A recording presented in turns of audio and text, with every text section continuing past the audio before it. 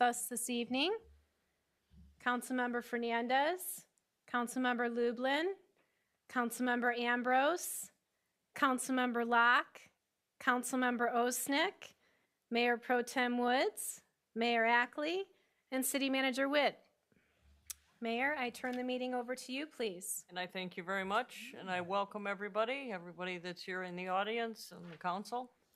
And if you would now rise for the Pledge of Allegiance and remain standing for the invocation. I pledge allegiance to the flag of the United States of America and to the republic for which it stands, one nation, under God, indivisible, with liberty and justice for all. Mayor Pro Tem Woods will now give the invocation. Dear God, we ask you to preside over this meeting tonight. Help us to act as a unified team, to open our hearts, make fair and just decisions that improve our community. Also, may we come together as a whole with the courage and strength to show kindness and compassion as we collectively work towards the betterment of Walled Lake. Amen. Amen.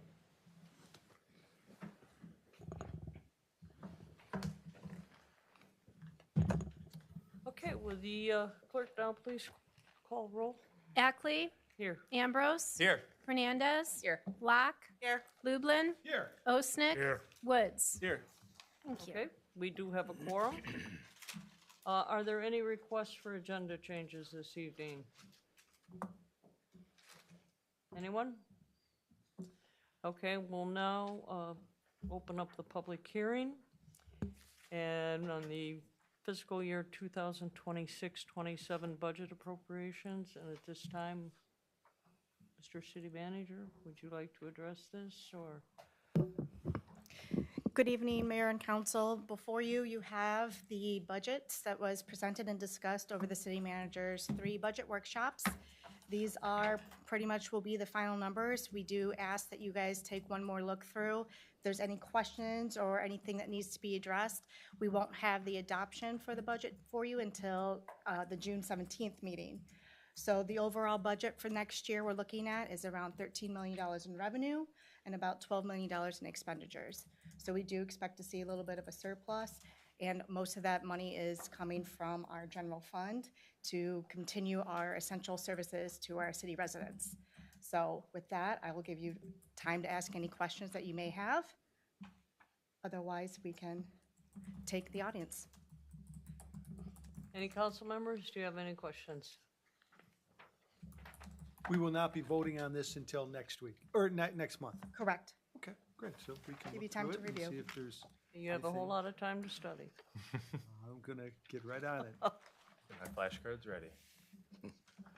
Anyone else? Any questions? Okay, there being none, we thank you very much, and we will close the public hearing.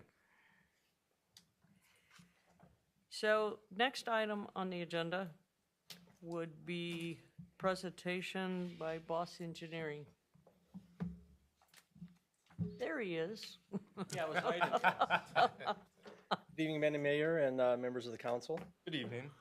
I'm happy to be here to talk about some downtown improvements.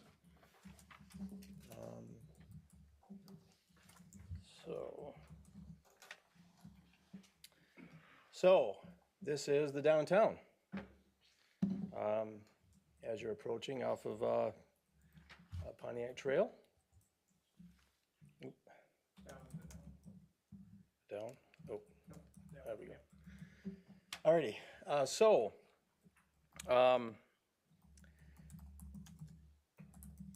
The city's had a long time goal of looking at the downtown, looking at improvements that we could do to the downtown to make it look nicer, improve the aesthetics, and also take care of some issues that might be happening with accessibility.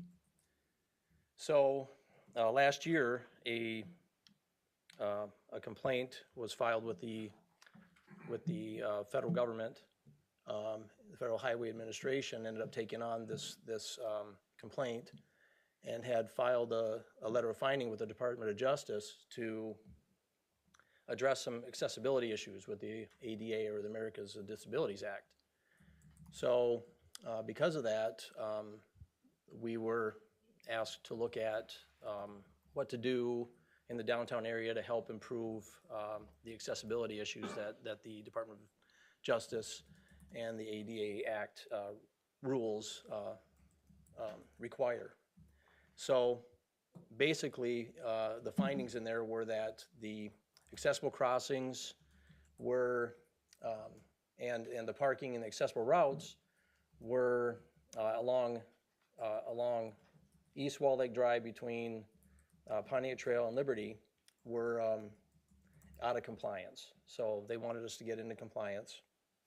So what we're here to do today is to talk about the preliminary drawings or the preliminary plan for how to address those particular issues.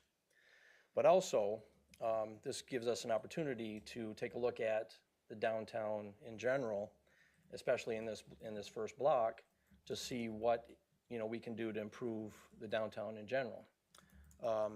Pedestrian safety and accessibility, the parking accessibility, and then just making it a little bit more inviting, so that when you're coming into the community, it's more welcoming and something that people might want to walk to and enjoy.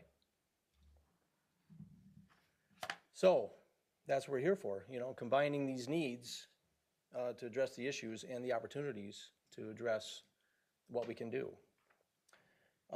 So initially, the City Council had asked us to do a survey of the area, which we had done, and that was a kind of initial pre-phase, if you will, to take a look at what the downtown is, what it's composed of, and how we can get the base to determine what we need to do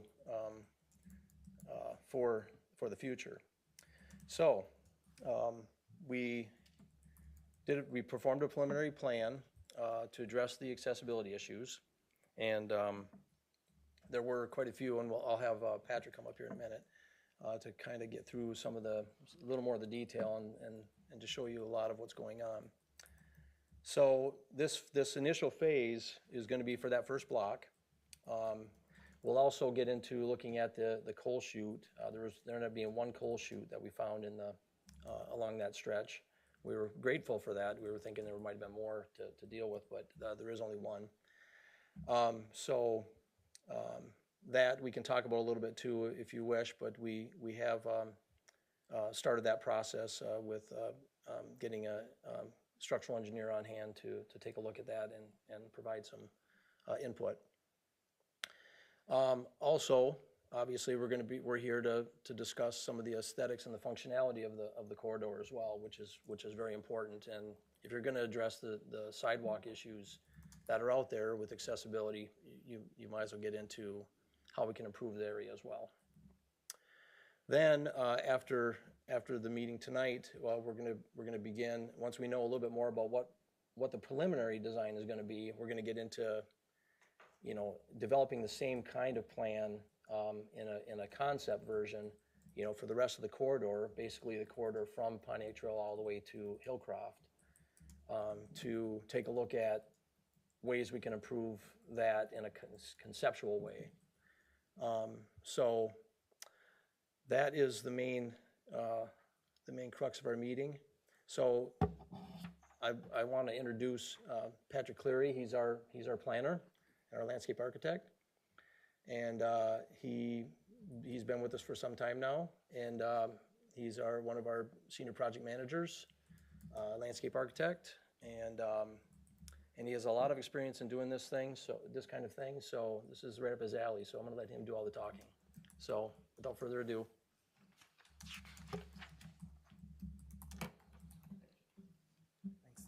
Thanks, Brad. Good evening to all. Good evening. So I'm going to elaborate on a lot of points that Brad just mentioned. So I'm going to talk really, really fast, and it's still going to be about a half an hour. And I'm going to start out with some boring deep dive engineering stuff, and then we can go into the pretty pictures a little bit later. So on the agenda is to talk a little bit more in detail about project objectives, specifically what we want to accomplish. I'm going to have a slide about just giving you a little bit of context about the work area.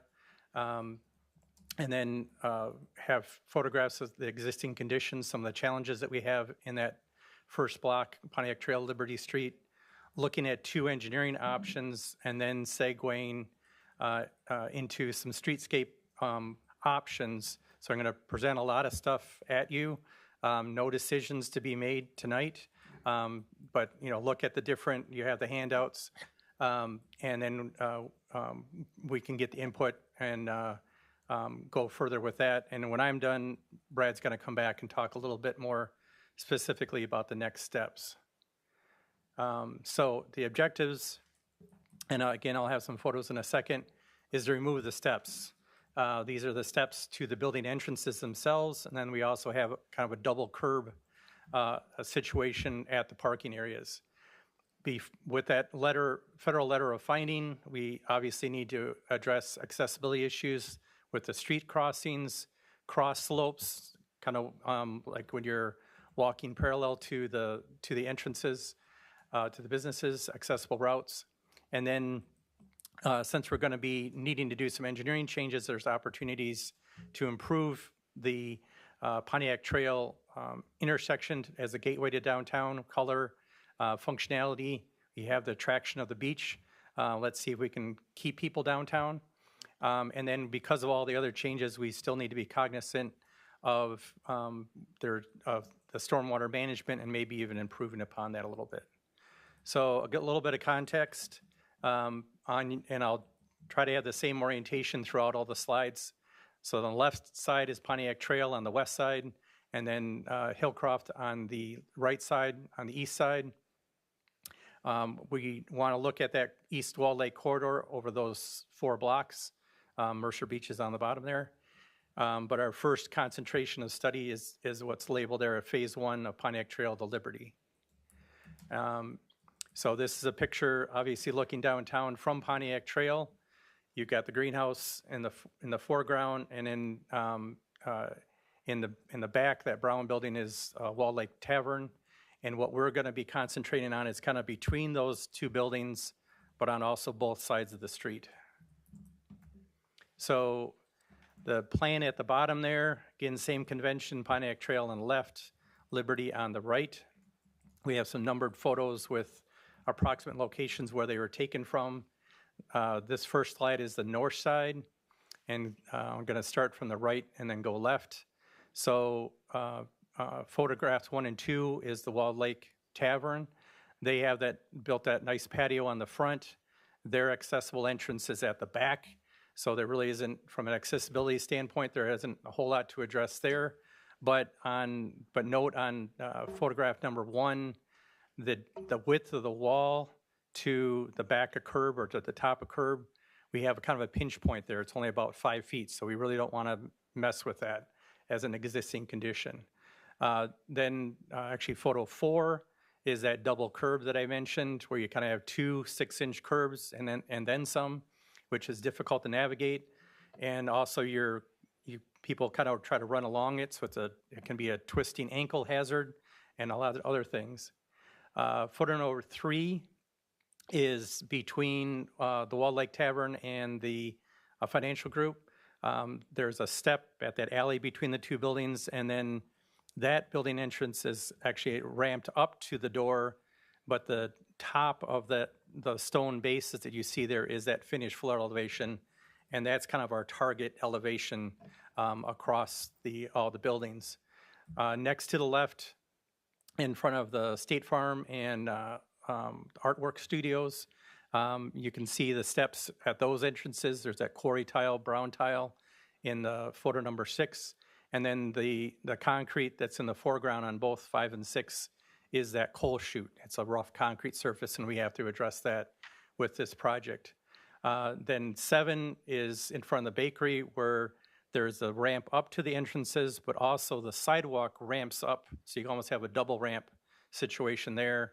And then photograph number 8 gets back to the greenhouse, where they also have their accessible entry is on the north side. They have their steps. And then again, note that we have a fairly narrow sidewalk there between that wall and that curb. So we need to start at the tavern and then do our business in the middle, and then come back where we have the greenhouse and not disturb that. On the south side, again, same convention. The primary item there is the liquor store. That is that whole entrance, even though the finished floor elevation of that building is quite a bit higher, that entrance is quite low in relationship to the street. And that's in that center photograph. The one on the right, we also have, there's no real curb. There's basically the sidewalk, and it goes right into the pavement, so there's not a whole lot of diversion available for stormwater.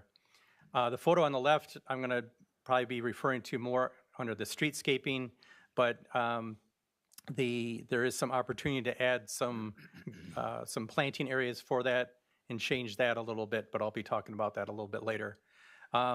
Also, just generally speaking, Pontiac Trail is kind of the high area, and then the grade is kind of going down towards the beach. There's also more of a difference in elevation going north to south, like from the greenhouse through the condominiums or the liquor store, but then it kind of flattens out again as you get to Liberty Street, and that's important when we're looking at our options there. So again, we have the double curb, we have the steps to the businesses, and then we have no curb on the south side. So the first task that we were looking at, which we call option one, is to look at putting handicap spaces in the middle, which would be centralized to the businesses, and basically looking at what's in that red rectangle. As a little bit of an aside, so the federal letter talks about the crosswalks, talks about the cross slopes, accessible routes. If we do any work, we also have a new regulation that actually just became enforceable, I think, in January of this year. It's called PROWAG, P-R-O-W-A-G. It's another addition to the Americans with Disabilities Act, where the original act was really geared towards a private parking space going on a private accessible route to a building entrance. When you're dealing with a downtown where you don't have designated parking areas, it was always kind of a gray area. And now they've actually specifically addressed that. So we will need to put in accessible parking spaces as part of all this work. So this first slide, we did a slope study, a lot of detail, all those little boxes are a whole bunch of spot elevations that you can't read. But we wanted to see what we could make work. So a little bit of a cleaner version, same box without all that stuff on there. And incidentally, the green stuff on either side, I'll talk about under the streetscapes a little bit. So right now we're in the deep dive boring engineering discussion right now. You can see on this one we have 2 accessible parking spaces with an aisle in the middle of it that goes to a ramp. I'm going to zoom in a little bit more on that. So you have a landing, and maybe I can, right about here with my pointer, if you can see it a little bit. And then that goes to the right and to the left with a regular, I guess conventional, if you will, handicap ramp or accessible ramp. That's at the maximum 1 to 12 slope, et cetera. And then it comes back to grade over by the greenhouse and then over by the State Farm. Again, the idea is we want to eliminate the steps here, so this is a little bit of a higher grade between the building and the ramp wall here. And then we want to we were trying to keep a 6-inch curb, regular curb down here and eliminate that step. But we have to make up that physical distance in this area. So as I like to call this is a ramp as opposed to a curb ramp or a sloped sidewalk. And as a ramp, you have to have handrails on both sides. We have a fairly tall 18-inch plus kind of wall here at the landing where my pointer is, so we have to have a handrail there. In addition to that, to make this all work, again with the parking in the middle, and we're kind of at a little bit of a steeper, again, north to south or top to bottom situation, we have to kind of put those handicap spaces kind of in a hole because they have to be a fairly flat slope, no more than 2%, which is pretty flat. If you're looking at a lawn, you'd say that's flat. You can kind of determine that a little bit in pavement. So we kind of put that down in a hole so that our cross slope going across East Walled Lake Drive is not too steep. You don't want to feel like you're driving on the side of a shoulder on a highway. And that's kind of what we're getting close to. Because of that whole area, the regular parking spaces that are going on either side of that are the side slope here is also getting a little bit steeper. So we also don't want you to feel like you're parked on the side of a shoulder. And then you have also this ramp, which needs to be a minimum of 5 feet, kind of narrows this available space between the railing and the building. So in that particular option, we can eliminate the steps to the buildings. We have a mid-block location for the stalls, which is good. However, we have those grading challenges, which increases the side slopes on the other spaces. That ramp narrows the available sidewalk to the north of the ramp. We have railings there that can kind of block some views to the buildings.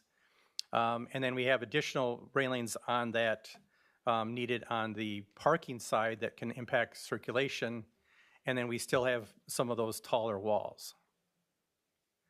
So we looked at option number 2, and the red rectangle is moving the accessible parking spaces to the east side towards Liberty, which is, again, from a north-south standpoint, it's a flatter grade, a little bit easier to work with.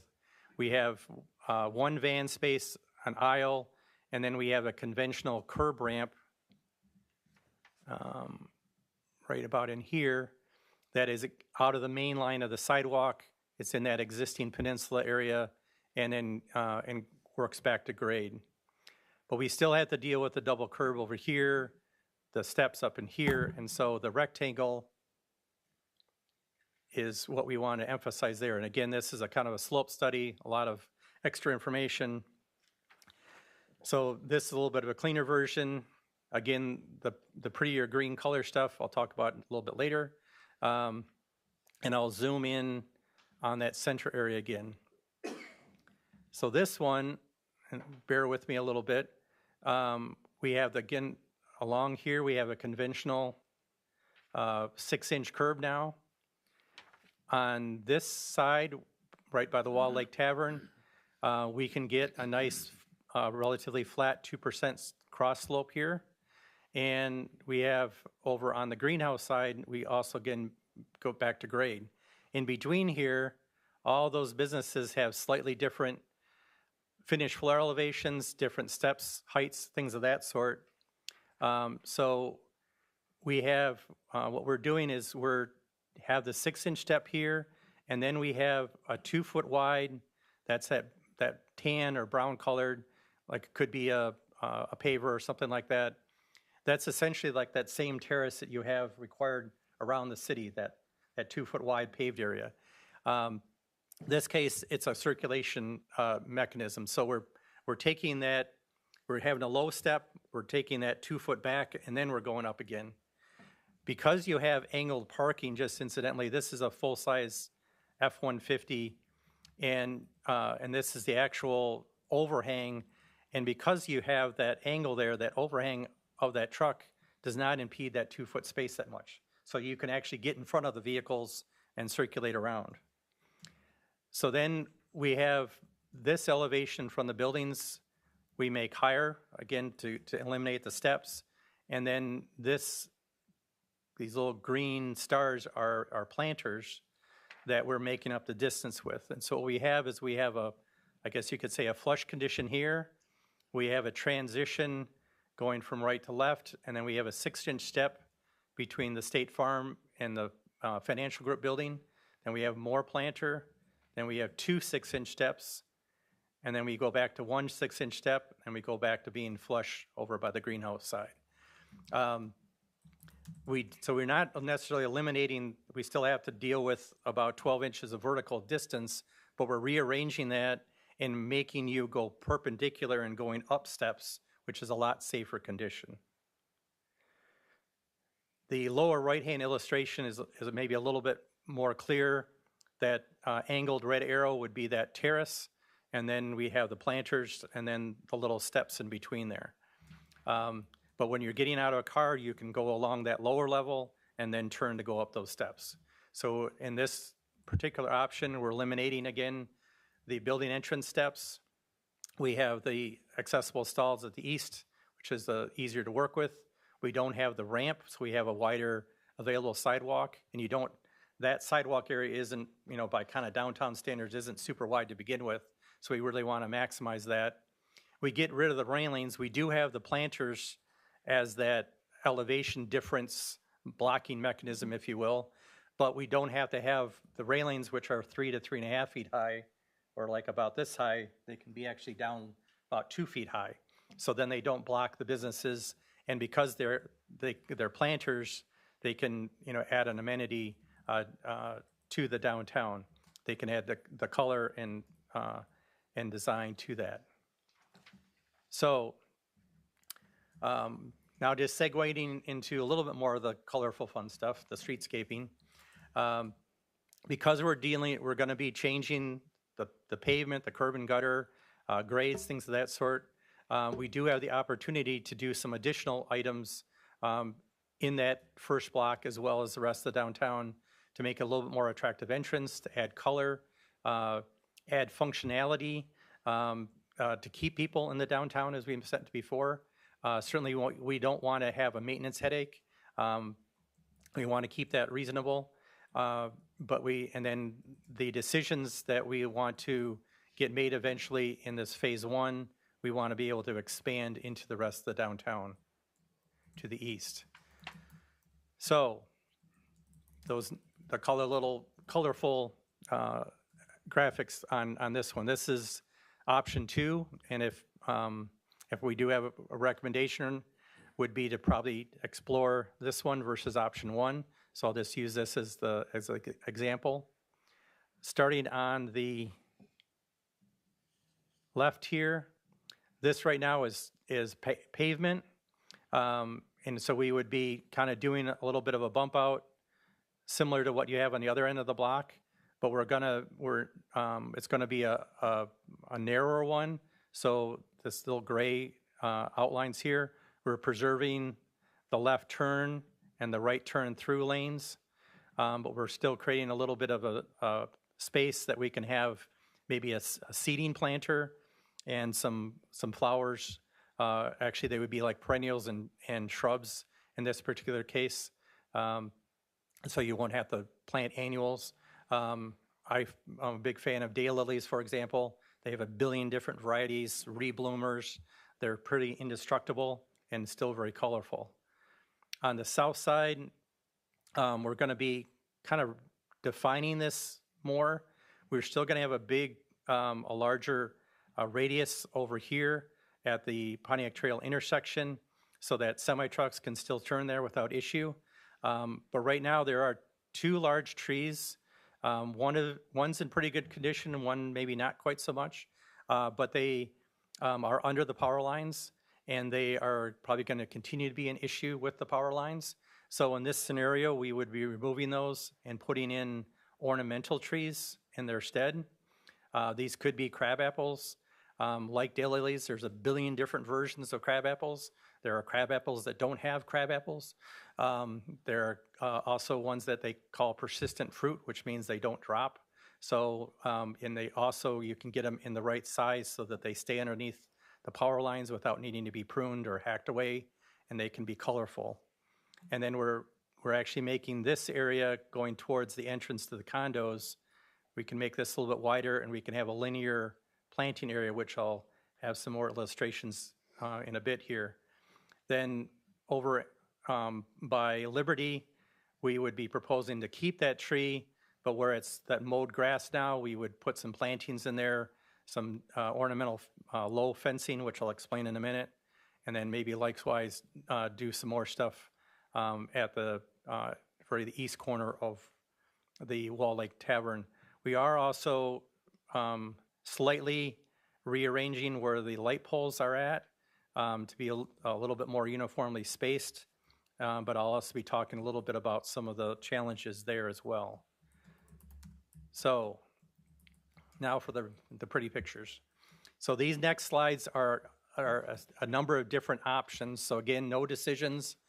Just kind of want to go through them, talk a little bit about the advantages or amenities or pros and cons of each one of them. And again, then we'd be looking for input later. So on the bottom is basically a repeat of that illustration from a previous slide. These are, I don't want to call them plastic, they're called composite because they're a lot better than plastic. I've used similar materials where they can get schmucked by a car going 25 miles an hour and they basically bounce off. So they're not, they're pretty robust. But this particular brand, you can get these, they're in modules and they're narrow. They're only about 2 foot wide. But they also can be customized. You know, this is probably a little bit more contemporary looking or neutral looking, but you can put little reveals on them, make it a little bit more traditional. You could put the city logo on them. You could put building numbers in them, a whole bunch of different options there. The upper option is maybe a little bit more contemporary. It's aluminum and steel. One of the neat things about this, again, is you could take out a planter and put in a bench seat there. This has a little bit of an advantage. That linear planting area that over on the south side near the Pontiac Trail intersection, you could have, obviously you'd have flowers in here, not just dirt, but you could emphasize the planters and protect them with posts and chains, some wrought iron fencing, down below some hooped fencing, a raised curb. This particular illustration, this is acting as kind of a rain garden and helping with some stormwater infiltration. And then it's taken out now, but you used to have the fence over by the beach there. You could have something that would be a similar style, obviously a lot shorter. Again, we're talking about something maybe 2 feet maximum in height. So there's different ways that we can do that. And these types of systems help minimize maybe people trampling on the flowers and the plantings and things of that sort. The benches, the center photograph is what you have downtown right now. That smaller photograph a little bit to the left is the bench from the beach, a little bit different style, but similar.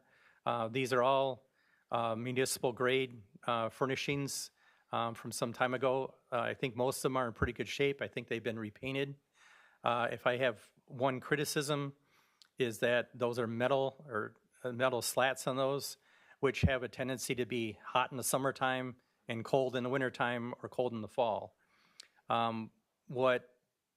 As an option, these two benches on the side would have that traditional look, but this is not wood. This is actually plastic or a composite again. A lot of times they're recycled plastic, so you can get some green cred if you want. But these don't have the maintenance issues of wood, but they have the qualities that they're cool in the summertime and warm in the winter or the fall. They're also relatively graffiti resistant and quite durable. We have the bench insert options on the left. Down here is maybe just a little bit more neutral or contemporary style, again with the plastic slats. And then different options for trash receptacles. A lot of times downtown groups like to have larger capacity receptacles so they don't have to change them out as much, or as in this round one, having a rain cap so that when it rains, you're not trying to pick up 25 gallons of rainwater along with your trash. This last photograph with these, the table and the chairs, wouldn't necessarily be for the first block, but to perhaps consider going again closer to the beach of having seating other than benches. This one has 2 individual seats with a checkerboard table on the top, and from previous projects, we have found that to be actually quite popular. And again, with the idea of keeping people downtown once they go to the beach, it could be something to look at. Right now, the downtown, you have some brick pavers over at the Pontiac Trail intersection. You have some colored and textured concrete over by the beach. Pretty much everything is very gray in between. So there are some opportunities to provide a little bit more color and texture. Typically, you have the main line sidewalk as in the photograph in the lower right, and then in the terrace or where you have the benches, the street lights, street trees, planters, things of that sort, you have that as your highlight, like a stripe. And this particular one, it's colored and textured concrete in a brick pattern. Up here, it can be like a cut stone pattern. Again, it can be real pavers or it could be colored and textured concrete. On the left side is actually a simple but effective approach where this is exposed aggregate concrete. Sometimes you see that around pools, but it is just a more aggregate. And when you're pouring it, you put a retardant on the surface and you wait a little bit and you spray off all the cement and you expose the stone. This one was actually for a community along the Mississippi River, so they wanted a little bit more of maybe a nautical or a river type look to it. In any of these cases, this is a really good example of picture framed concrete, where this middle area where my pointer is would be your typical broomed finish. But then where your control joints, your contraction joints are for your square, that is troweled smooth, so it creates that picture frame. So it's just gray concrete, but it adds a little bit extra special part of it. And then down here, we have brick pavers that are pervious pavers, again, for potential stormwater management. Then we have crosswalks, and some of these are pretty wild, so just bear with me a second. So up here, we have, you want to have your crosswalk to be, have a contrast. These are bold stripes, and that would be in what we showed on the drawings, and that is certainly a good conventional approach. But then you can also look at different patterns, again, have contrast or real wild design over here. Actually, all these examples are not concrete or pavers. They're actually a thermoplastic. So they can be less expensive, and then you can actually, like, again, put the city logo in or much more wild patterns that would be really expensive to really do in brick. And because they don't last forever, you can actually change them out. So maybe you'd have something, maybe not quite this wild, but a little bit more colorful, maybe at a main intersection or something like that, and then do something different at other ones. And you can kind of recess these so that they're a little bit more snowplow resistant and, again, last a little bit longer. So again, different options for discussion a little bit later. Then the last one is the street lighting. And again, this picture here is your existing lighting. The lighting that's typical throughout the city that has a fairly ornate base to it. And then the finial and kind of I think a 6-sided lighting area there. This is one, it's a little bit different variation at the beach. I think you actually have another variation out in the parking lot here. And then you also have these, what we call the Cobra headlights on East Wall Lake Drive. And these are not the most attractive, but they're also a necessity because of the overhead power lines and the way the parking situation is. You have limited opportunities to locate lights in an effective area. And so you need to supplement it with some of these other ones. But some potential alternatives is down here in the lower left is to actually have a twin light fixture. And this top part in this photograph, that could be a whole new assembly that there's what they call a fitter that would fit on the existing poles. And so again, you can keep the same or very similar style, but you can get that much more light out of a pole. These would also be purpose-built LED fixtures where you can get a lot of really quite extreme distribution patterns to the light. So you can, like on this photograph here, you know, out of necessity, these light poles are quite a bit further away from the sidewalk, and I'm pretty sure they just have a very conventional round distribution pattern. You could actually get a distribution pattern that throws 75% of light to the left and not as much to the right, and helping illuminate that more. And with these double-headed fixtures, you could alleviate a lot of the lighting issues. Another option is bollard lights, which is down here. They would be lower, like 3 foot high, pedestrian scale, and they can be integrated into planters, like in this photo. And they're not going to do as much for the roadway, but they can, again, most of your street lights are on the lake side, and you don't have a whole lot on the north side for various reasons. And this could be a way to kind of even out some of that lighting. So hopefully that wasn't super long. And I open it up to questions. So a lot of information. The one question that I would have with the planters, they would, and the plants inside would need to be watered periodically. How would the irrigation be addressed on that? You can get put in an irrigation system, like a drip irrigation system, that's pretty low cost, or because you're dealing with perennials and shrubs and things of that sort, you don't have to water them, you know, like daily, like you would have an annual. And so you could have a water. A lot of times they have the plastic water tanks on the back of pickup trucks, and they go around once a week and water things. And a lot of times, even if you water them maybe once a week, if you're in a dry spell, and you might even go longer than that if you're getting adequate rain. So if you're doing flowers, which again are very colorful, if you got a garden group, awesome. But you know, a lot of times that doesn't stay that way. And if you're trying to rely on volunteer help and things of that sort, let's try to get away from that. But we can still have the color in the downtown without the huge maintenance. I concur as far as perennials are concerned.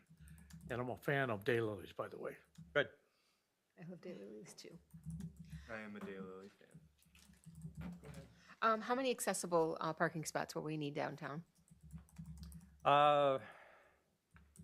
Haven't quite got a firm number on that, but 1 to 2 per block. Okay. So it's not a huge amount, but we do, you need at least 1 per block, and then that would be a van accessible space. So it's, or I guess that's more of an impact on the aisle. So you need a little bit wider space than a typical one. Thank you.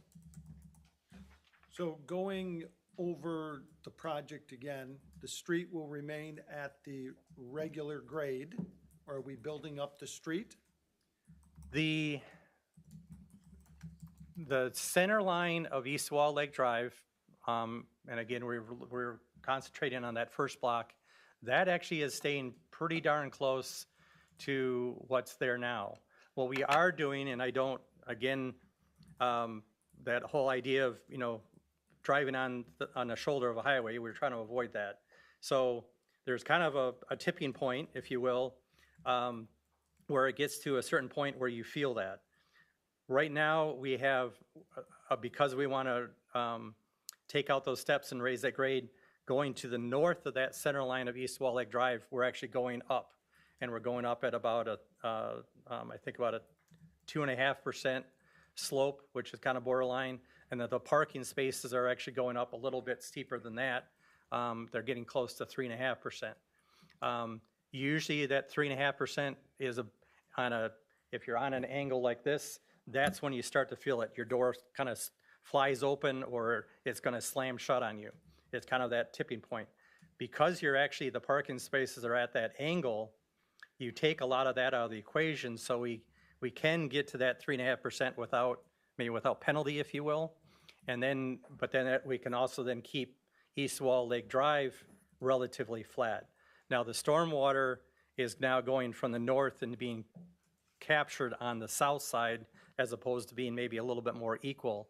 So that is one thing that we are very cognizant that we want to make sure that we don't doesn't continue going to the south and like, for example, going to the liquor store. So we've looked at that carefully in terms of that arrangement, and I didn't really talk about that solution much. I apologize. But we do have that worked out, which will work out for either option 1 or option 2, and that's slightly relocating some of the catch basins and doing some other items there.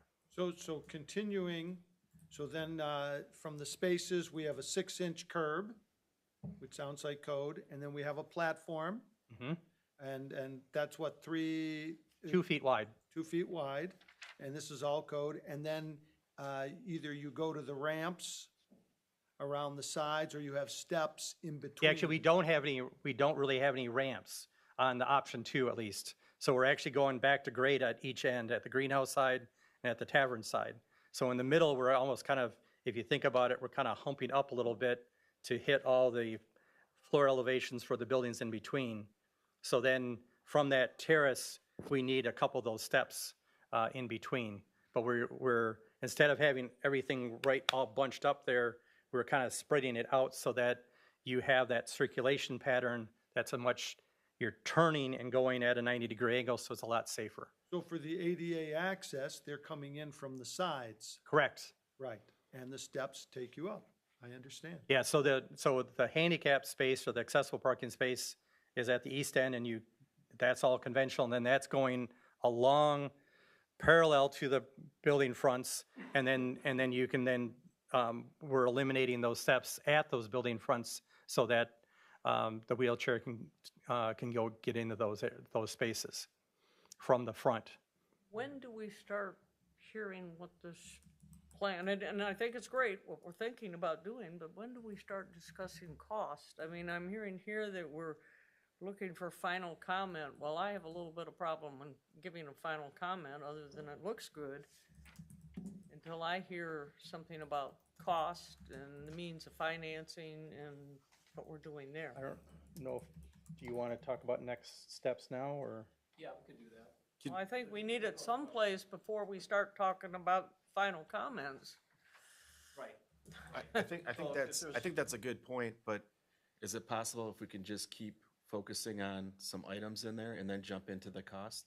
So we're not jumping back and forth? Well, I don't have Yeah. a problem I've- there, but I just want, I want to know when we're going to start hearing that phase, whether you're going to talk. I mean, there's not much time between May 20th and June 17th and July 15th.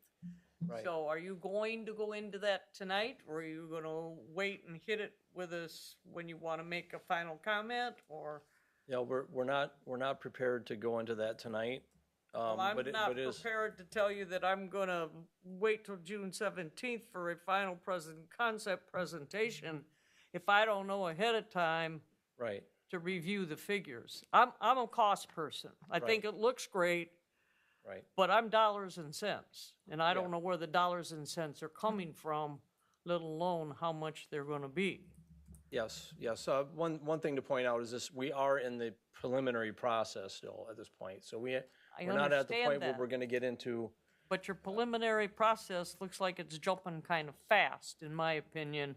Well, we wanted to get a lot of information out. We wanted to show that there were a couple options to consider at this point, and that it give you something to think about, which is what you're doing, which is great. So, cost obviously is something that we need to address, and we need to bring up.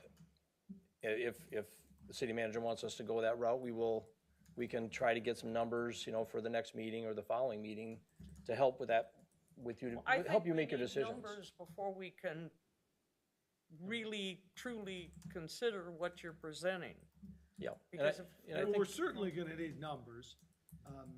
Ryan, did you have more input about questions on the? Yeah, I had more And questions I about the agree that, concept. and we still have time tonight to ask the questions. Right. But what I'm saying is, I don't want to be hit with, this is our final concept. Oh, now we're going to tell you what the final concept's going to cost, and then we're going back to, let's decide a new concept. Well, we haven't even started to discuss what kind of a concept we want to even continue with. So until we have something more finite, the cost really is irrelevant at this point in time. Well- let's find out what they've Okay, got on their I'm agenda. looking at the, Yeah, I'm I looking at understand. the I timeline, and understand. and I disagree with you. But at the same time, let's find out what the concepts, what's out there available for us to review. And I- then once we get I done with the agree. review, then we can finalize, okay, which direction does this council want to go? And once we I agree. determine that, then you determine what the costs Maybe, are gonna be. maybe I'm misunderstanding what final comment means. Yeah, well, we haven't even, this is our I'm not first even vote. close to final comment. No, Well, I mean, That's this July. this is so preliminary, it isn't fun. This is, You know, Whatever. But that's July 15th. That's 2 months. I think one thing too to think about is that this is also preliminary. This is an idea of the steps of the process. And what it's intended to do is just give you an outline as to when considerations can be made. Now, the city council obviously can move this further along than the dates that we provided there. This is just one way of approaching this. And it gives a little bit of time. It gives a month to look at this and think of things, and we can make considerations on costs and things of that nature in the next month. I mean, we can do it in the next 2 months. We can do it in the next 3 months. It's really up to you as to how you want this to progress. This is just a way of understanding that what needs to be done from this point moving forward. Timeline is a relative thing that you can control. The one as long as question we're that all on that same page. What's that? The one question that I would have is, are we under any kind of constraint as far as the ADA requirements? When do we have to have this done? That would be the other determinant that we need to address. I would determine our How time. much time do we have as a council to address this ADA requirement? To be in compliance, To be in compliance, exactly. which is why we're doing this. I don't recall whether the findings indicated a timeline, but they did, that was last year in June, I think it was June 24th when you received the letter. And so it's been almost a year now since that point. So what their timeline is, I don't know. I'm honestly not even sure what the structure is with the federal government right now, so. But I guess that's something we can look into as well. And there's also another caveat to that too. The findings also directed some issues to the county, which we haven't addressed here, which don't really pertain to us. However, there is going to be some coordination that we need to do with the county. I just wanted you to be aware of that at the intersection at Pontiac Trail. So just so you're aware that that'll happen as well. So that's got to all be blended in here, which could take some time. Okay. So I understand council has some more questions, so, Ryan? I do like option 2. I think that's a good use of space, plus it evens out between the tavern, right, the access point on the back, and then the other businesses there, kind of puts it right in the middle. The slimming down of the road, per se, just where the walkways are, really will help control traffic. And I know that's important to a lot of residents that live across Walled Lake Drive. Another thing that's important that I don't see here is just opportunity for bike travel, right? So I see the widths of the pavement areas are about 5 feet. Having a family myself and hearing some of the feedback, and we do see a lot of bike travel go through there. When I see the 5 feet differences on both the north and south area, it's kind of difficult to travel through there even when you have like a baby trailer. So are we cutting that off, or do we have to cut that off to get to the point for elevation? Or is that things that can be incorporated so that way we still have that travel that goes around the lake? Yeah, unfortunately, we did actually had a study when we were originally doing actually the beach project of having bike lanes, dedicated bike lanes on both sides of East Walled Lake Drive. You don't have enough width, unfortunately. In particular, although we're concentrating on that first block, I think it's the second block where you also have angled parking. I have an F-150 pickup truck, and when I park in that space, my truck is halfway into Walled Lake Drive. I don't know exactly how that actually works when there's a lot of vehicles in there in the summertime, frankly. So we're already at a disadvantage there. And actually, if you look at it in paper, you don't necessarily perceive that, but the East Wall Lake Drive kind of does this as you're going down. And so when we were trying to, we could get the bike lane to work like in front of the beach area, but then as we moved west, we were really compromising the depth of the parking. Again, with the planters that are in option number 2, we had about 2 feet to play with in terms of what we could do there and to make up those grades. That's it. And the sidewalk width in front of the businesses is not huge amount from like a downtown standard, and that also varies again as you get into the going towards the beach. Those buildings move in and out, and so that was one of the first things we actually discussed with staff of, are we going to try to see if we can get this to work or not? And we did discuss it at that level and said, no, it's going to be too much of a compromise. So I don't know if there's... The bike lane pass, right? Yeah. Are for those people that are biking for exercise, right, or adults, but we're going to see some traffic where people are off their bike and they're walking with their family with their bikes through there. And if we cut that off, at least on the north and south side, with planters on both sides, I think we're limiting that type of traffic to go through there, or excluding it. Well, we are in, and again, we haven't gone, we've kind of had the two ends, I think, in pretty good idea, and we still have to work a little bit on the middle. But for example, at Pontiac Trail, we're actually making that a little bit wider. And then with the planters, I guess I would maybe counter to say that if you have like a defined corridor and you actually have like a buffer between the traffic and a pedestrian way, it's actually safer than actually having that sidewalk go to the edge.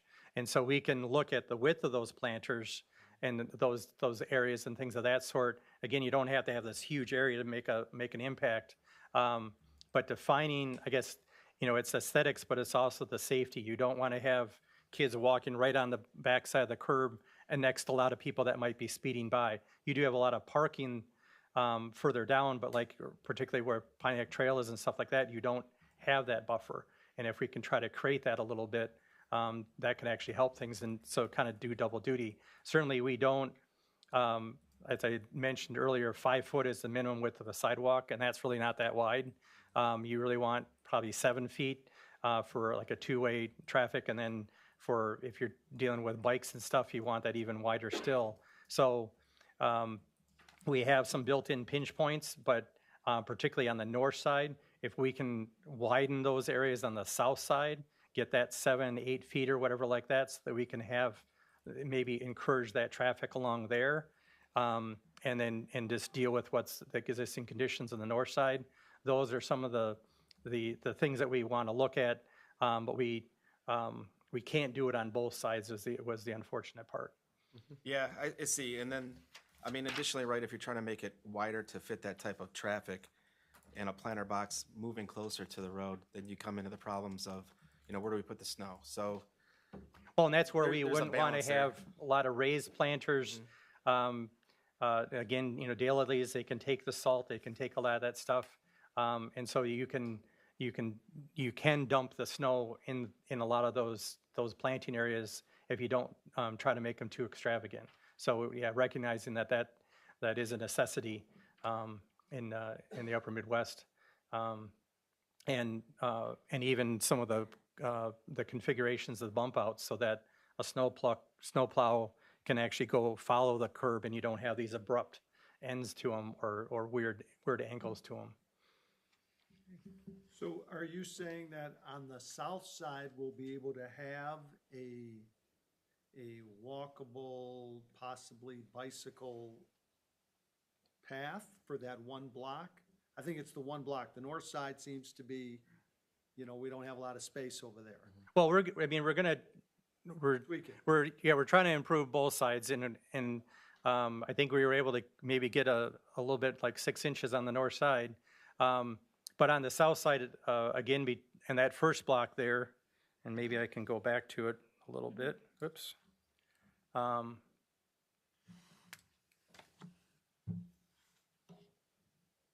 try to use my mouse. Yeah, I should probably had more of an existing conditions, or maybe I can go back to here.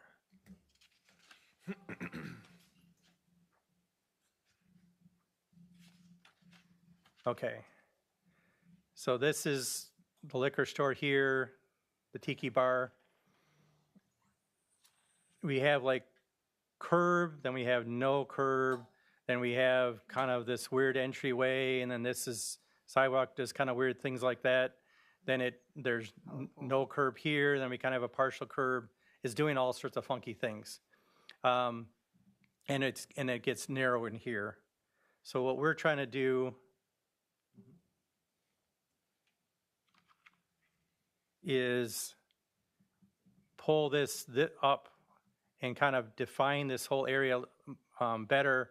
We still want to keep the parallel parking spaces here for the liquor store, but we're actually, and again, we do have maybe a discussion for another time. We have the property line here and we have the face of the building down here, but we are actually creating more width here and we're creating more width here by defining, right now that road kind of comes down and we're going to be pulling that up.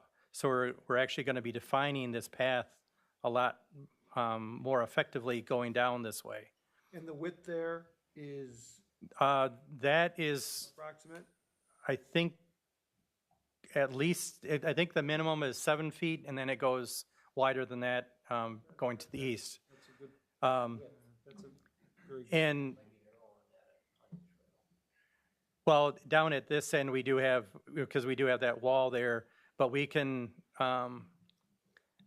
this little terrace here, there's no need for that to be the proverbial 2 feet. That could be 1 feet. This is, I think, only about 2 foot wide. So we can, we are punching that lane a little bit further to the north. We're keeping the minimum, I think it's 12 foot wide, plus the gutter section. So they're good and wide here, but we're kind of trying to find some lost space, if you will, along this side. And again, defining it more in this area. And this is maybe for a later date, but there's some short parking spaces here, which are kind of at the end of this block, which is not ideal. But by relocating one of those utility poles and the guy wire, we can actually put the planter here and move those spaces over here without, so we're not losing any spaces, and we can improve that whole section, because again, there's, this building is kind of angling up, again, not parallel to the street, but then when you get kind of off the screen, it goes back down and gets wider again. So if we can kind of take advantage of some of those, the existing conditions that's given us, we can try to make a little bit more sense of the circulation. It'd be a nice, smooth flow. Hopefully, yep. Yeah, I would ask for consideration. I agree with what you're saying. If we can't get some bike paths or widths, at least on that north side, we do consider at least parking for bikes, maybe over on Liberty. Parking for bikes? Yeah, Okay. somewhere they could park it if they're going to go to. That way, we have a spot for it if there's room to have it, right? Okay. Yeah, we can look at dedicating some areas for that. There are some, again, we're maybe getting a little bit further to the east, but we have obviously been looking at it. Some of your parallel parking spaces are not per ordinance, but they're there and they're used. But if we try to make them legal, then that starts to shift things. So maybe in certain areas, if it's a particular problem, we say, all right, that's the bike parking, and then we can solve that issue without having to go with narrowing other areas that could have unfortunate consequences. So that's a good suggestion.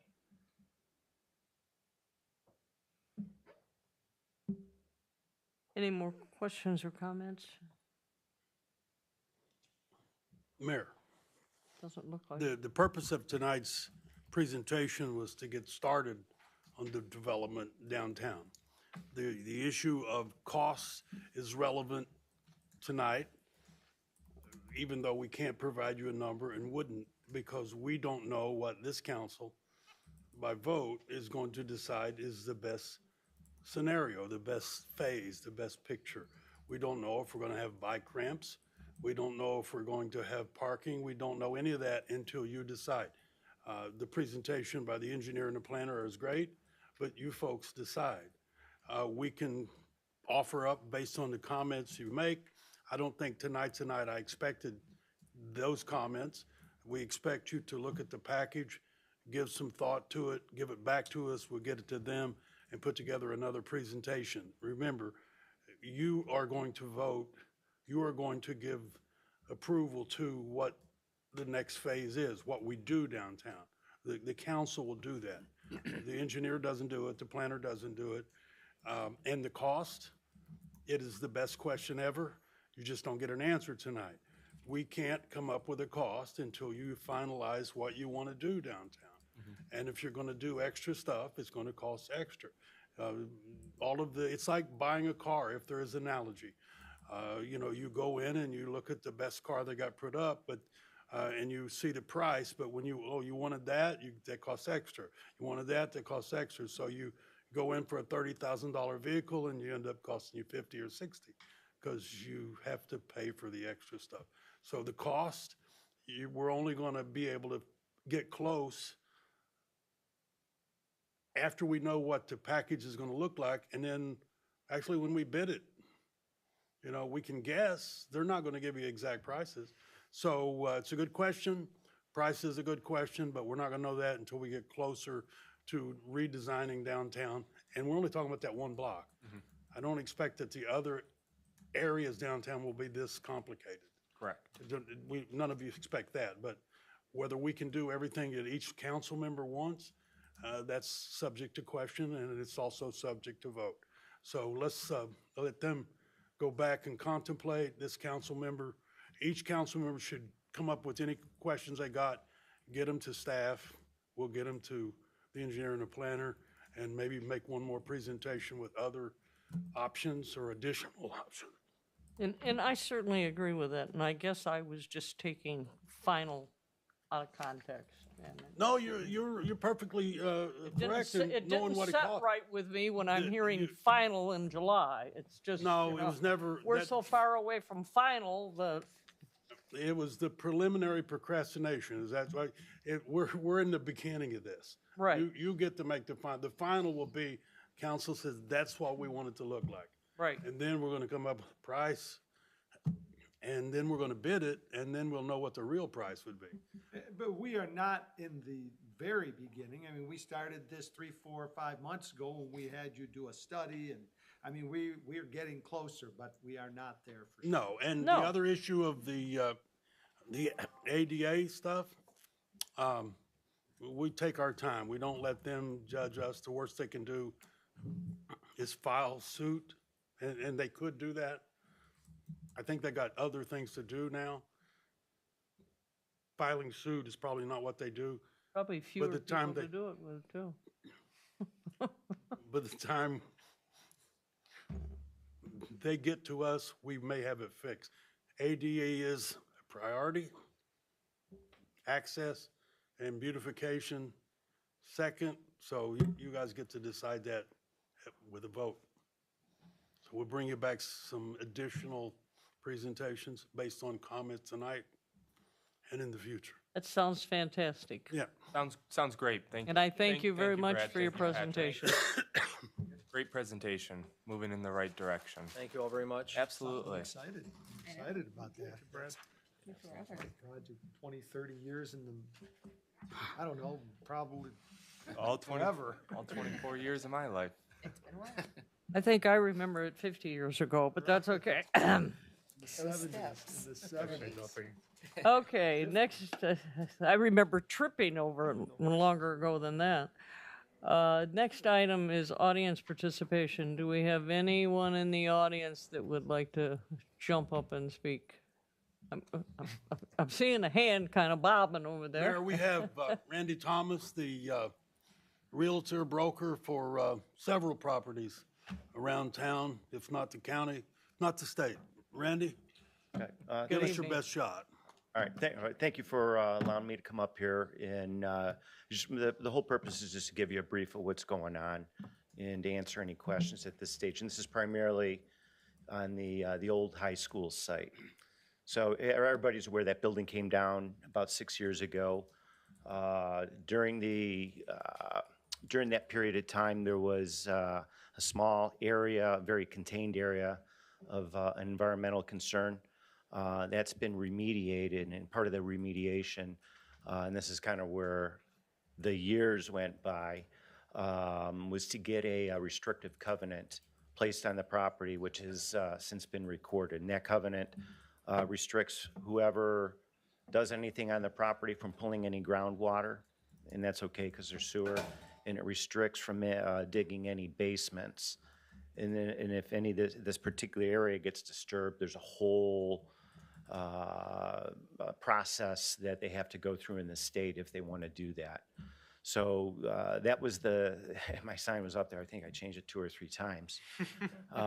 But we did have the call for offers that happened on Friday, May 9th. We had 64 interested parties throughout the period when we started. It got down to 6, I would say, groups, all of them developers, known in, at least in the local market. They spent time, did some homework. 3 presented, I would say just viable offers that the schools can consider. We submitted those offers. The schools right now are reviewing those. And I want to just kind of share with you what I think is going to be coming in front of you, so it's not a shock or a surprise. It's going to be residential in nature. They're looking at some higher density, multiple family. We did share, and this is based on a discussion with Dennis, that there's been a vision of incorporating some sort of retail to create mixed use. It's hard because of the constraints of the property. The good thing is, the city seems open to a PUD that would give a little bit of flexibility in the development of the property to see what could happen. So I don't think a decision is going to be made until, I think, June 19th, which would be the second meeting. And then at that point, we will go work on getting the property under contract. And we would like to work with whoever we get directed to work early on in the stage from a conceptual plan, so that when it comes in front of your planning commission and it comes back in front of you, it's been vetted out, thought out with everybody. The developers that we're talking to, they're all professional. They understand. They work with the communities. They know they're not going to get everything they ask for. I'm sure they're going to ask. We don't have any dog in the hunt. We represent the schools, but we want to be that point of communication between what's the Walled Lake and what's going on with the developers, and answer any of your questions, even at the school board level. Like I said, I don't have much between now and a month from now to share with you. But if you have any questions, I'm more than happy to answer now. Or if you want to ask or pass them to Dennis, I'll try to get you the answers. Anything else? Oh, I just want to say thank you, Randy. You've always, I've talked to you a couple times over the phone, and I really appreciate you being so forthcoming and coming here and talking to us about this. Good. And I'd like to get in front of the Planning Commission. I had it on my phone, and I forgot to look at it after I pulled it up. Do you know when that next meeting is? It'd be June. In June? Second Tuesday. Yeah. It's okay, you didn't miss this one. They didn't Okay. meet quorum. Okay. All right. I'll try to get in front of that group just so everybody's communicated. No, we So really, there are 6 groups. three Six? vetted, Down to 3. down to 3. Down to 3 now? Yeah, there were six total groups. It's down to 3 that are being considered, and they're kind of different across the board. Each group has a different vision. Each group is looking at things a little differently. Hopefully, it's something that is all pleasing to the community and brings a benefit to you and kind of helps. I always say rooftops breeds retail. And, you know, you got to have that, you know, people around for any of the retail to be successful. Absolutely. Absolutely. Okay, I'm Randy, open. really appreciate it. Thank you. You got it, guys. All right, have a good night. Thank you. Yes, sir. Appreciate it. Is there anyone else in the audience? Was that a hand? No. Oh. But what do you want? Friendly. Okay, we'll move on to approval of the regular council meeting of April 15th. Do I have a motion? What's make the motion to approve? We have a Fernandez will motion? second. We have a motion, a second. Is there any discussion? Roll call, please. Ambrose. Yes. Fernandez. Yes. Locke. Yes. Lublin. Yes. Osnick. Yes. Woods. Yes. Ackley. Yes. Next is council reports. Mr. Osnick, we'll start with you. Planning Commission did not meet. We had nothing on the agenda. So, there, ergo, no meeting. Soon you will. All right, Tamara. Nothing. Yes, yes, I do. Oh, I'm sorry. Oh, sorry, Bennett, do you want to go first? No, that's okay. You're fine. Go ahead. Okay, I'm at Parks and Rec met this week. We had a lot to talk about. The farm market is up and running and brilliant so far. So I want to thank Miss Jakeways for running that. And while I'm speaking of Miss Jakeways, I'd like to congratulate her on becoming a certified Parks and Rec professional. Thank you. Nice job. As well as a certified municipal treasurer. So she has been busy, plus doing all the things that she does for the city. So thank you. June 11th is the summer kickoff at the farmers market. We're going to have informational booths, food trucks. Our market was featured on the Chevy Online, right? So we're getting a lot of notice in the larger community. Let's see, one of our, I just want to say that one of our mainstays as a vendor passed away. Mr. Albertson passed away. I'd like to say thank you to him and his family for, you know, all the years that he's been with us. He was truly going to be missed at the market. And this weekend, of course, is the Memorial Day Parade. We're going to be stepping off from the school on School Center on Maple, and then coming here to City Hall, where we will have a ceremony to remember those that gave the ultimate sacrifice to our country.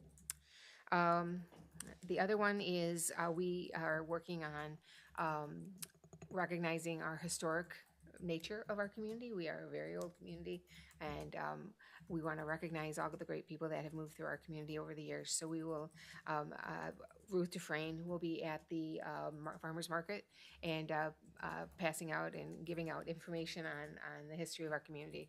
So it's very exciting. It's an exciting time for Parks and Rec. We had the Easter egg hunt since we met. That was great. And so it's been a really busy time. We start our summer concerts pretty soon in June. So come on out to those. Just check out the website. You'll have the whole list of all the people. So thank you. Nice. Thank you. Very nice. Busy. So the library board we did not meet this month, and just the meeting didn't. Our director had a vacation at this time, but before she left, things are in order, and we were here for the budget meeting at the end of April, and library is looking probably towards the opening for the summer reading program.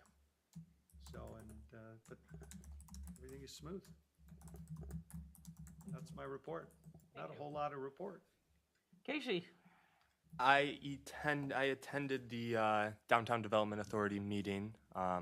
Brad and his team had the opportunity to come speak a little bit from Boss Engineering, so that was a great presentation as well as he did here. And everything else in regards to our planning or our Parks and Rec, I just want to really give them a shout out. The summertime is when that full association department really gets to shine. So I'm really thankful for Mindy and the team out there. That's all I have to report on. Thank you. Okay, thank you, everyone. I think the city is definitely moving in the right direction. There's a lot going on. And as mentioned, we do have our annual Memorial Day Parade. I hope we see as many people as possible out there. And I'm working on nice weather. It's got to improve.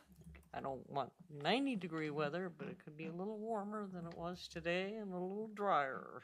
So anyway, hope to see everyone there, and we'll have a great time. So with that, do we have, where are we at now? City Manager's report. I didn't have my X's here. I will need the council to move to receive and file my consent agenda, which consists of the written departmental and divisional statistical reports.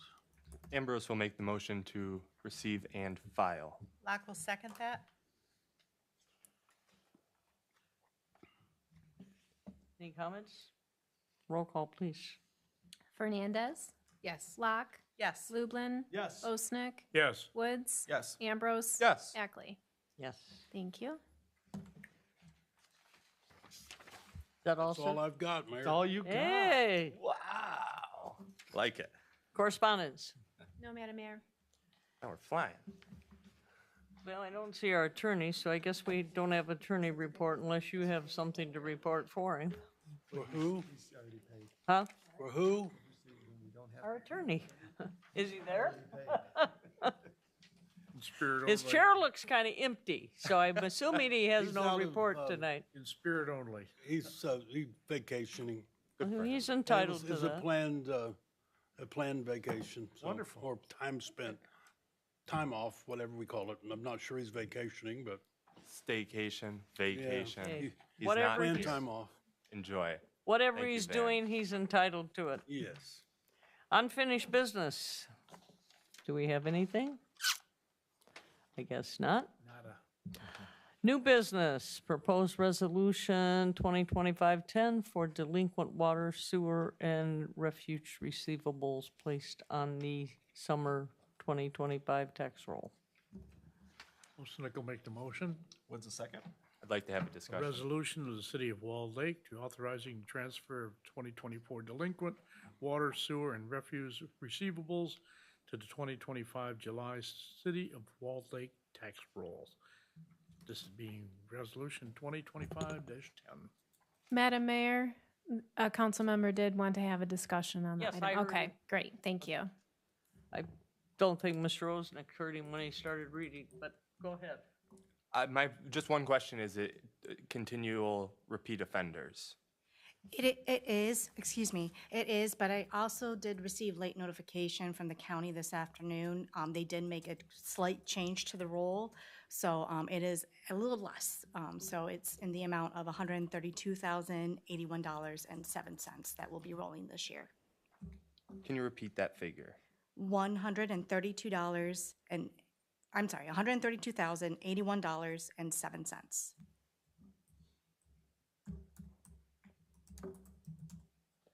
Okay. That sounds good. Not really.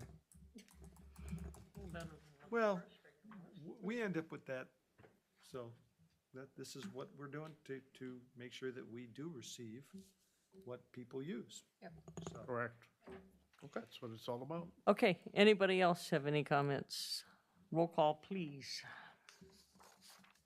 Locke, Yes. Lublin, Yes. Osnick, Yes. Woods, Yes. Ambrose, Yes. Fernandez. Yes. Ackley. Yes.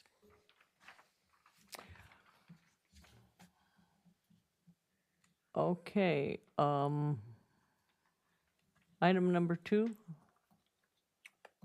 Mayor, let's, I don't need a table. Let's put that on the coming agenda. We ran into an issue with MERS and negotiating the contract. My fire chief, your fire chief, is Jason Gonzalez. Hey, Jason. He's in good standing, but we got a glitch with MERS, the retirement system, about where he's going to be because he spent 25 years with us until we work that out, we're not going to vote on it, so next meeting, hopefully. Okay. So I don't need to table it, or you could do that if you want to dispose of it, table it to the next meeting. Do you want it tabled to the next meeting or? Well, I want to get it table on the next meeting. I wanted to do it tonight, but I can't, Okay. so. Okay, do move I to have a table. motion to table to the next meeting? I'm certain, next meeting. Ambrose will second. Any discussion on that? Roll call, please. Lublin? Yes. Osnick? Yes. Woods? Yes. Ambrose? Yes. Fernandez? Yes. Locke? Yes. Ackley? Yes. Thank you. Okay. We've had reports. Does any council member have a comment? Tamara? I have nothing today, thank you. Mr. O? I hope to see everybody here for the Memorial Day Parade. The poppies at my yard are starting to pop as they normally do for Memorial Day. So it's appropriate. I hope to see everybody here at that parade. Thank you. Okay. Did we get the flags in? Sweet.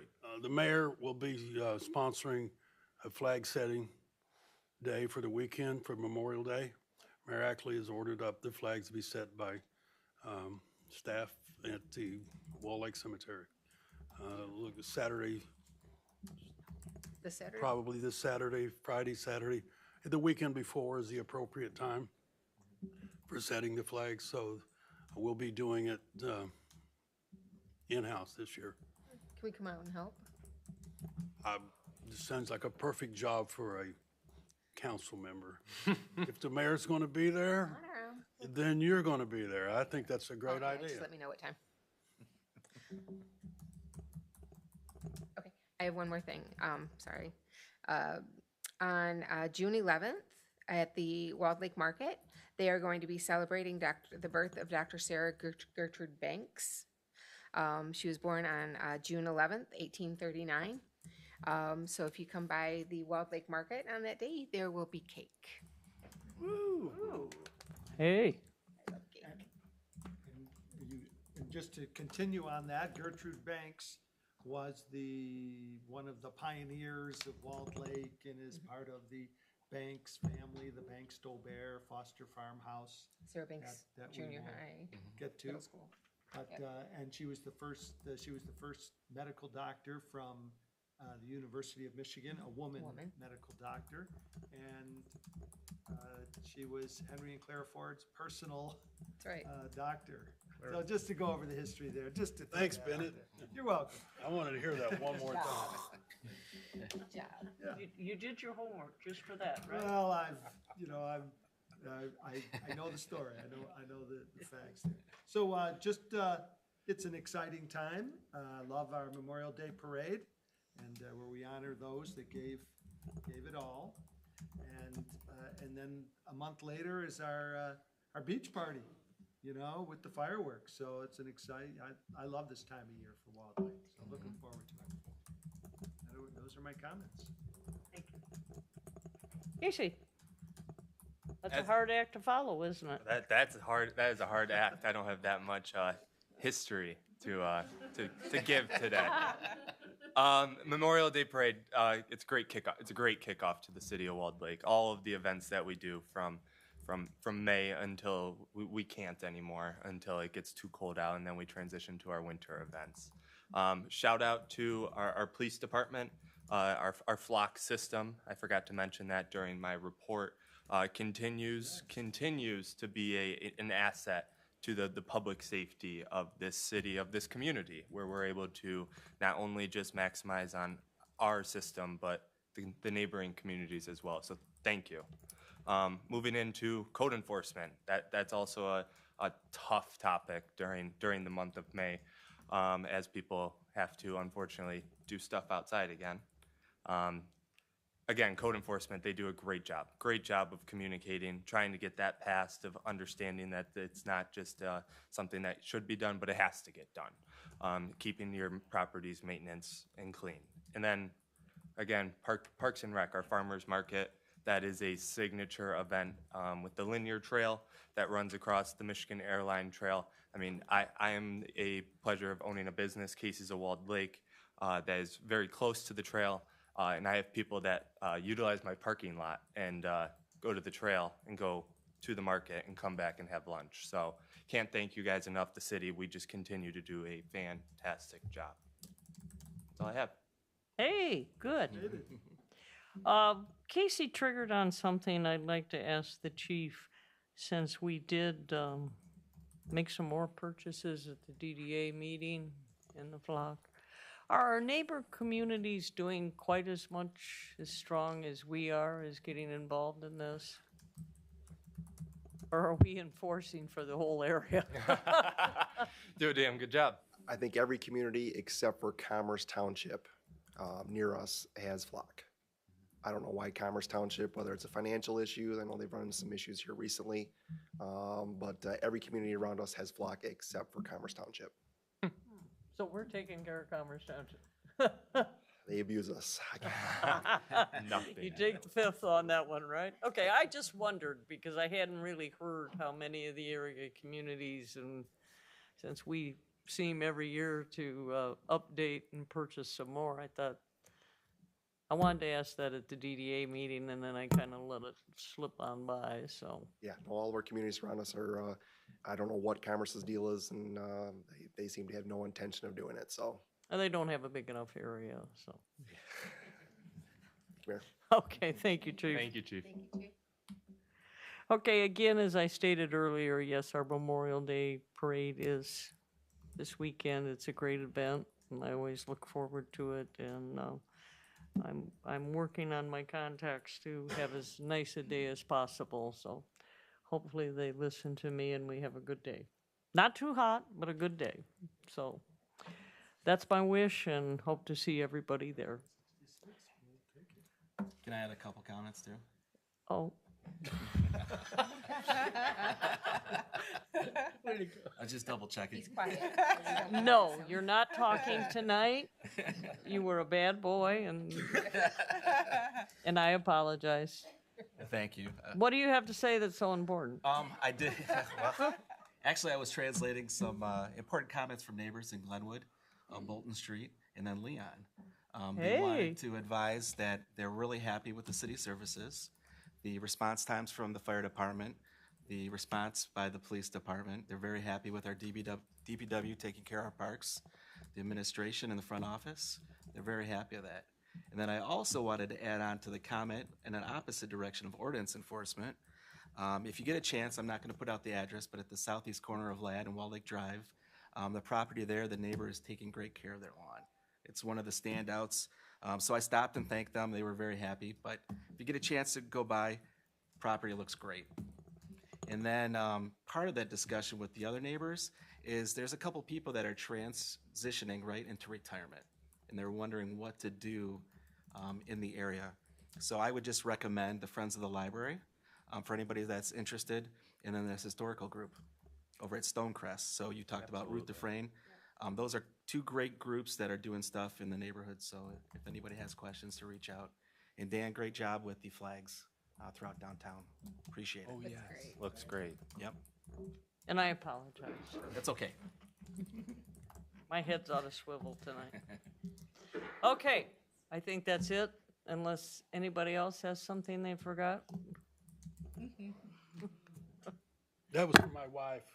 Aw. I'll do it for my mom. I'll make a motion to go home. It's rescue dog. Support. Support. All those in favor? Aye. Anybody opposed? I guess not, so we're going home. Good night. Thank you. Night. Good night.